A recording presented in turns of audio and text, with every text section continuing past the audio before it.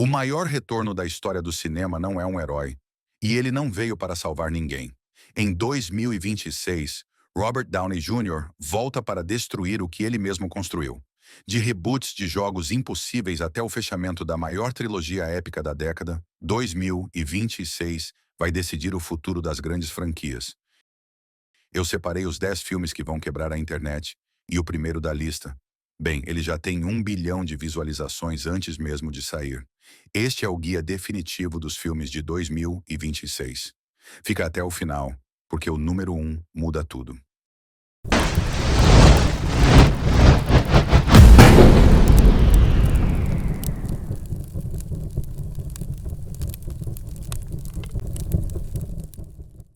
Começamos com a aposta mais arriscada da Sony em anos. Street Fighter está sendo refeito do zero. Não é uma sequência, não é um spin-off. É um reboot completo com orçamento de blockbuster. E olha, adaptar jogos de luta no cinema é praticamente uma maldição. A gente lembra do que aconteceu em 1994 com o Van Damme. Lembra do desastre de A Lenda de Chun-Li. Hollywood nunca conseguiu acertar a mão nessa franquia. Mas dessa vez tem algo diferente. O estúdio trouxe gente que entende de coreografia de luta de verdade. E o elenco que está circulando nos bastidores sugere que a Sony quer tratar isso como um filme de artes marciais legítimo, não como uma paródia acidental. A grande questão é, como você traduz um Hadouken para tela grande sem que o público ria? Como você faz um Shoryuken parecer real? Porque se o visual não convencer nos primeiros 5 minutos, acabou. O jogo Street Fighter 6 vendeu milhões e trouxe uma nova geração de fãs. O público existe, a base está lá. Agora a Sony precisa provar que aprendeu com os erros do passado. Se funcionar, abre a porta para uma franquia inteira. Se não funcionar, bem, vai ser mais uma piada nos vídeos de piores adaptações de videogame. A pressão é real. Em nono lugar, Toy Story 5, junho. A Pixar jurou que o quarto filme era o encerramento definitivo. A despedida perfeita. Woody encontrou seu propósito, Buzz aceitou o ciclo e a gente chorou no cinema achando que era a última vez. Mas a nostalgia é uma droga forte demais, e aparentemente a Disney também achou isso. Toy Story 5 chega em junho de 2026, e dessa vez a premissa é diferente de tudo que a gente já viu na franquia. Woody e Buzz vão enfrentar o maior inimigo de qualquer brinquedo no mundo moderno. As telas, tablets, celulares, inteligência artificial. As crianças não brincam mais como antes, e os brinquedos estão se tornando irrelevantes. É uma metáfora pesada, e se a Pixar executar direito, pode ser o filme mais emocionalmente devastador da saga. Mas existe um risco enorme aqui. O público já se despediu desses personagens. 2 vezes, na verdade. No 3 e no 4. Trazer eles de volta precisa de uma justificativa narrativa muito forte, senão vira só mais um produto de nostalgia vazio. A Pixar dos últimos anos não tem sido a mesma Pixar que criou os originais. Sequências como Lightyear e Elementos dividiram opiniões. Então a pergunta que fica é, Toy Story 5 vai ser o retorno triunfal da Pixar? Ou a prova de que algumas histórias deveriam ter ficado onde estavam? É o fim da era de plástico? A gente vai descobrir em junho. Oitavo lugar. Mortal Kombat 2, Sangue, Fatalities e Johnny Cage. Se você assistiu o primeiro Mortal Kombat de 2021, sabe que aquele filme foi um aquecimento, uma introdução. Ele apresentou o universo, montou as peças, mas segurou muito a mão. Dessa vez a promessa é que não vai ter freio. Karl Urban entra pro elenco, e se tem um ator que sabe interpretar brutalidade com carisma, é ele. O cara foi o Juiz Dredd, foi o Billy Butcher em The Boys. Ele entende personagens que vivem na violência. E Johnny Cage precisa exatamente disso. Alguém que consiga ser engraçado e letal ao mesmo tempo. O primeiro filme faturou mais de 80 milhões de dólares com um orçamento modesto e virou um fenômeno no streaming. A Warner percebeu que tinha ouro nas mãos. Agora o orçamento é maior, o elenco é mais forte e o diretor prometeu que as cenas de luta vão ser as mais brutais já feitas em um filme baseado em game. Estamos falando de fatalities na tela grande, com classificação indicativa lá em cima. Se o primeiro foi o convite para o torneio, Mortal Kombat 2 é onde a luta realmente começa. E, sinceramente, se eles acertarem o tom, esse filme pode redefinir o que adaptação de videogame significa no cinema. Em sétimo lugar, Michael. Jafar Jackson assume o papel mais pesado da sua vida. interpretar o próprio tio, Michael Jackson, na biografia mais esperada do século. E não é exagero chamar assim. Michael Jackson é possivelmente o artista mais famoso que já existiu, e a sua história é tão grandiosa quanto controversa. O filme promete cobrir tudo, desde a infância em Gary, Indiana, com os Jackson 5, passando pela explosão de Thriller, o álbum mais vendido de todos os tempos, até os momentos mais sombrios e complexos da vida dele. E é aí que a coisa fica interessante, porque contar a história de Michael Jackson sem tocar nas acusações, nos julgamentos, na pressão da mídia, no isolamento em Neverland, seria desonesto. Mas tocar nesses assuntos com a família produzindo o filme é uma corda bamba. Jafar tem uma semelhança física impressionante com o tio, e quem viu os testes de dança diz que o cara realmente entrega. Mas a questão nunca foi só sobre a performance. É sobre o quanto Hollywood vai ter coragem de mostrar. Biografias autorizadas tendem a limpar a imagem, a suavizar as arestas, e se esse filme fizer isso, vai ser criticado por ser superficial. Mas se ele realmente mergulhar na complexidade de quem Michael Jackson foi, o gênio, o trauma, a solidão, a fama que destrói, pode ser um dos filmes mais importantes do ano. Abril vai ser revelador. Em sexto lugar, Supergirl, Woman of Tomorrow. Esqueça tudo o que você acha que sabe sobre a Supergirl. Esqueça a série de TV, esqueça a versão clássica e sorridente. James Gunn está construindo uma Kara Zor-El completamente diferente, endurecida, traumatizada e com uma história que puxa mais para ficção científica pesada do que para filme de super-herói tradicional. E esse é o ponto. O novo universo DC de James Gunn precisa provar que existe vida depois do fracasso do DCEU antigo. Superman já deu o primeiro passo, mas Supergirl. Woman of Tomorrow é o filme que vai mostrar se o Gunn realmente tem uma visão coesa para esse universo. O material original, a HQ de Tom King, é brutal. É uma história de vingança no espaço, com uma cara que bebe, que sofre, que carrega o peso de ter perdido um planeta inteiro. Se o estúdio respeitar o tom da obra e não tentar transformar isso num filme família para vender brinquedo, pode ser a maior surpresa do ano. A DC tem um histórico de entregar filmes incríveis quando confia nos diretores. Cavaleiro das Trevas, Coringa, The Batman. Mas também tem um histórico de interferir e destruir potencial. Supergirl vai ser o termômetro. Se funcionar, o DCU de Gunn tem futuro. Se não funcionar, a conversa muda completamente. É a chance da DC provar que heróis podem ter camadas, profundidade e ficção científica de verdade. Em quinto lugar, O Diabo Veste Prada 2. Miranda Priestly está de volta. E o mundo em que ela reinou com um punho de ferro mudou completamente. Em 2006, quando o primeiro filme saiu, revistas de moda eram impérios.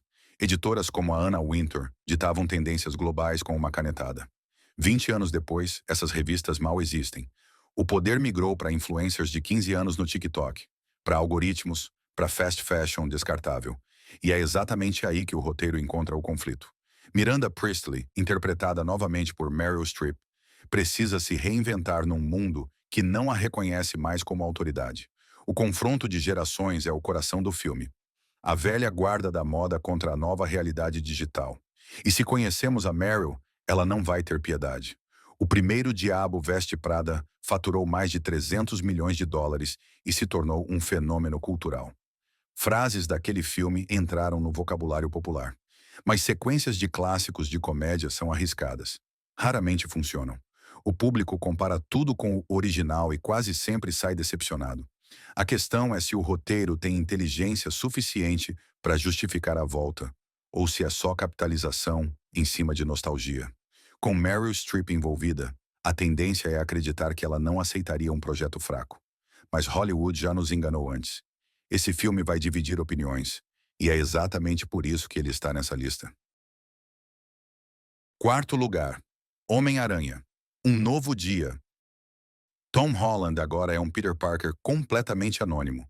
Ninguém sabe quem ele é. Ninguém lembra. O feitiço do Doutor Estranho em Sem Volta para Casa apagou a existência dele da memória coletiva. E é aqui que o filme mais esperado da Marvel, em 2026, começa. Sem Stark, sem tecnologia bilionária, sem Happy Hogan entregando malas de equipamento. Pela primeira vez na trilogia do Tom Holland, Peter Parker está sozinho de verdade. Nas ruas de Nova York, sem rede de segurança, sem mentor, sem nada. É o Homem-Aranha raiz que os fãs pedem desde 2017. O herói do bairro, o cara que costura a própria roupa e se vira com o que tem. E o título Um Novo Dia não é por acaso.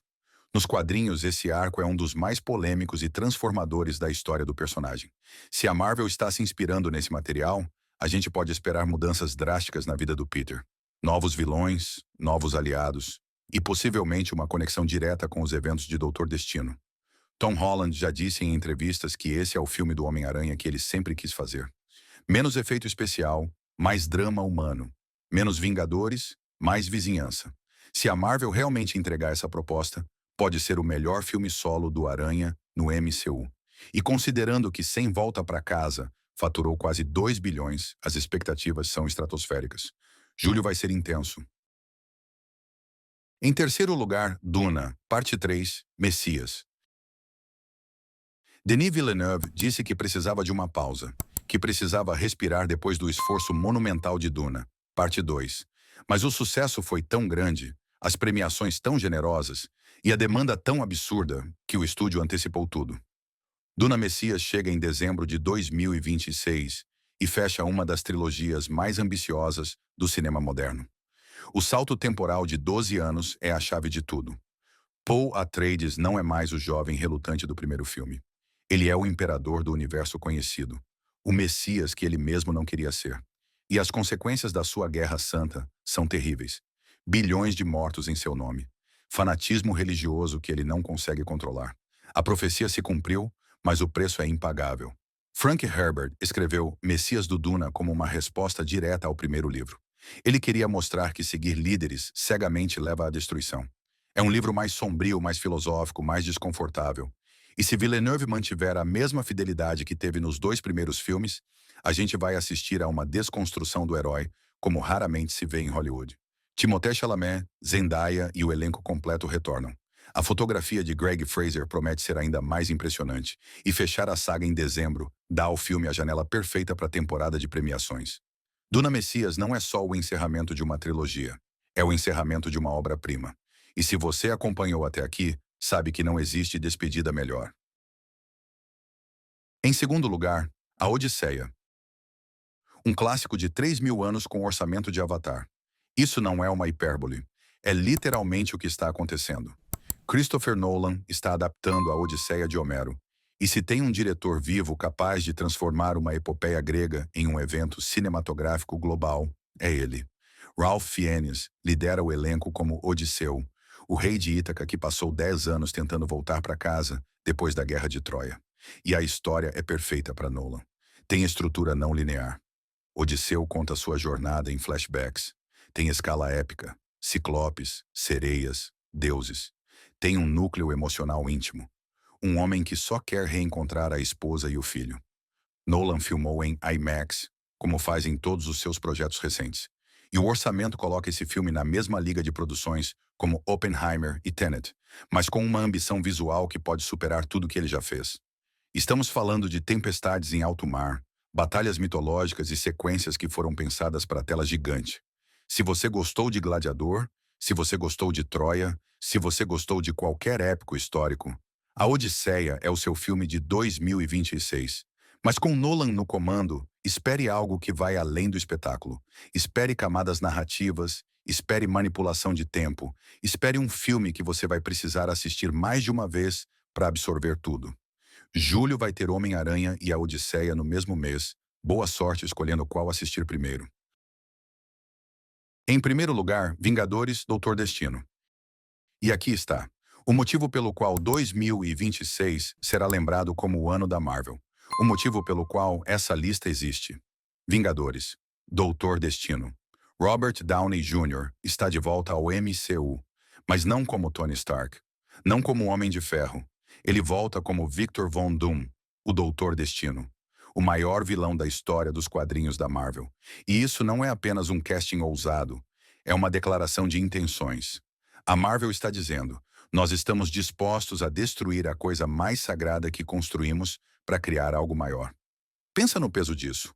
O rosto que definiu uma década inteira de cinema, o ator que inaugurou o MCU em 2008, agora está atrás de uma máscara de metal, interpretando o antagonista. Os fãs que cresceram com o Homem de Ferro vão assistir o Robert Downey Jr. tentando destruir os heróis que ele ajudou a criar. É brilhante e perturbador ao mesmo tempo. E Doutor Destino não é apenas mais um filme dos Vingadores. É o evento que prepara o terreno para guerras secretas, o encerramento da saga do multiverso. Tudo que a Marvel construiu desde Loki, Doutor Estranho no Multiverso da Loucura, Homem-Aranha sem volta para casa, Deadpool e Wolverine. Tudo converge aqui. As variantes, as linhas temporais, o colapso do multiverso. Doutor Destino é o catalisador.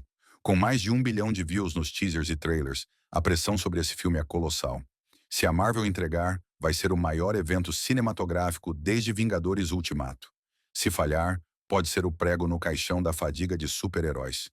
Não existe meio termo. Doutor Destino vai ser melhor que o Thanos? O RDJ consegue apagar o Homem de Ferro da nossa memória? Comenta aqui embaixo.